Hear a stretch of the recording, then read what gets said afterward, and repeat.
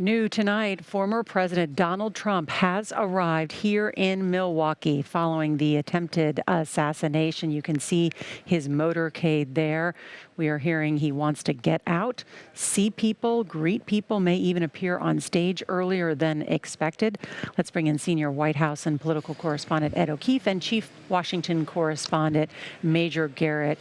Great to have both of you here. You know, there's been a lot of talk about whether the political rhetoric will change, whether it will be tamped down. What do you think, Major? This convention will give us a very clear indication of that, Norah. Clearly, for political reasons, Republicans want the temperature to come down because they want to disable Democrats from making one of their most critical assessments of former President Trump, that he is a real and present danger to democracy, that if he is returned to the office, the Oval Office, it's an existential threat to the future of America.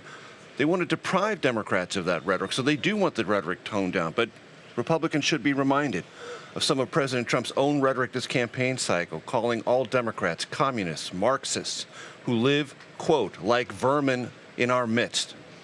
That rhetoric is real. That rhetoric is violent.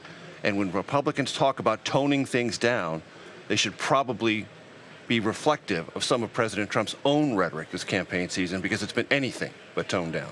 And while you have both Donald Trump and President Biden calling on unity, these conventions are about what's called political red meat. Right. They are to rile up your supporters, and the rhetoric is always even some of the most heated at these conventions. It can be, but we now know that the chairman of the Democratic and Republican Party spoke Saturday night about collectively working to take down the temperature. And watch the president in the coming days. I had a conversation with one of his senior aides this afternoon who says, come Tuesday, once he gets to Las Vegas, campaign mode is going to start picking up again. The advertising is likely to resume. But what you're going to hear the president talk about is having a conversation about the issues, about substance, and doing it peacefully.